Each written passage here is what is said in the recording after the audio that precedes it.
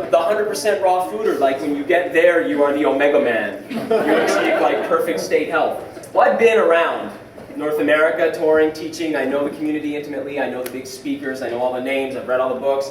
And that doesn't really happen. I want you to know that getting to 100% raw means you get your white belt.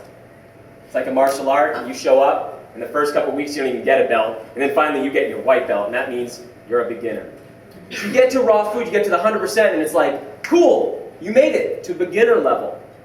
And as we advance through it, a lot of the dogma starts to fall away. So in the beginning, everybody's like wants to create the rules and the structures in the box. And what kind of can happen sometimes in the communities is they get real closed off to everything that's going on around them.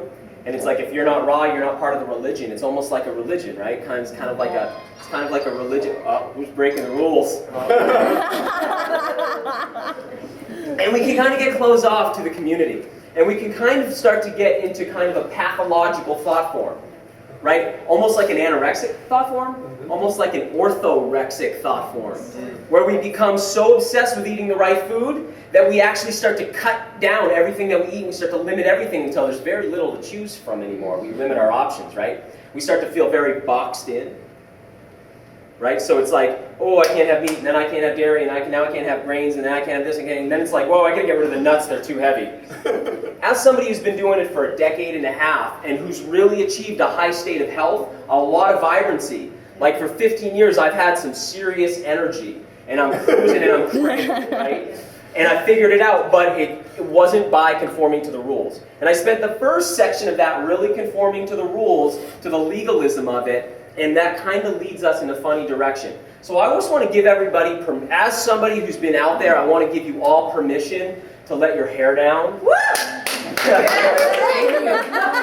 And to just chill out a little bit. I mean, it's just food. It's just food, right? And we start to define ourselves by what we don't eat, and that's when we're into weird territory.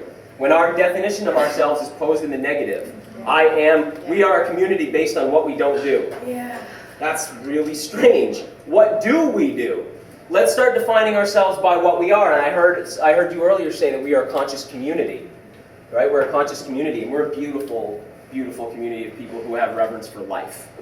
And that's what's amazing about us. And we care. And we make decisions based on where our consciousness leads us, where our hearts lead us. The food thing is just a byproduct of the thought form. It might have been the food that brought you into it, but later on what it is it's your heart leading you. Your heart will lead you to really good food choices, but your mind will lead you to things like, I can't have salt, I can't have oil, I can't have nuts, I can't have animal foods, I can't, don't do, I never have that, and I don't have this. That's the brain. That's the brain trying to be good enough because we're still stuck in that sin consciousness or that religious kind of consciousness that says there's something about us that if we can perform some act, we'll be good enough to be loved or accepted into the community. Right? So it's just like, that stuff's out the door. I've been through the raw food community and it's changing and it's shifting. I've also felt the resistance. I felt the resistance when I want to come speak places and people say they don't want to let me in because they're afraid that I'm going to upset the delicate balance that they're poised on in their little raw food worlds. Right? And I've had this happen to me several times. It's been coming in recently. Or I've watched it when the young people got a hold of superfoods and said, hey, wow, we're going to make this thing sexy and fun. And people were like, you can't. Like as if raw food is like the Amish lifestyle, or the Quakers. It's like we're supposed to become Quakers or something on the raw food diet. Why? Why is that? So we started partying with food. We started having fun, using nutrition to have fun. And people got scared and they got upset and they wrote books against it. And they published websites against it. You know, what it is, and the nature of everything has changed, right? So just like everyone here, we're all from different generations. There's lots of different generations present in this room now. And we're all a rebellion against the generation before us, right? Each one of you. Even if you're one of the Quakers I'm talking about, even if someone in the crowd's Amish, you probably rebelled against the generation before you because they put you in a box. So the young people are kind of breaking out of that box too, and it's changing. I think it makes more sense to put your focus on doing whatever you got to do to be healthy rather than doing whatever you can do to be accepted by elitists. I think that our community is waking up to that. I think that if we take a good hard look, we can see what's working, what's not working, and go, hey, I got into this because I want to be in vibrant health, not because I wanted to get stuck in some kind of rigid thought form. So again, the bottom line for me is saying, let's let it go. And let's know that we're right at the beginning when we get into this. And the higher levels of it, as we advance, we start to relax and we start to see what's really, really valuable to your health is being made out of the place you live. And what's the place you live made out of? It's made out of 4 elements. It's made out of earth, and that's the soil here. And when you eat the foods that are grown here, you're made of the soil from here. Instead of being made of New Zealand soil or California soil, you get made of the soil here. When you drink the water from here, you're made out of the water. Your blood is the water of this place and not Fijian water. You know what I mean? Not Dasani water, but the water from here.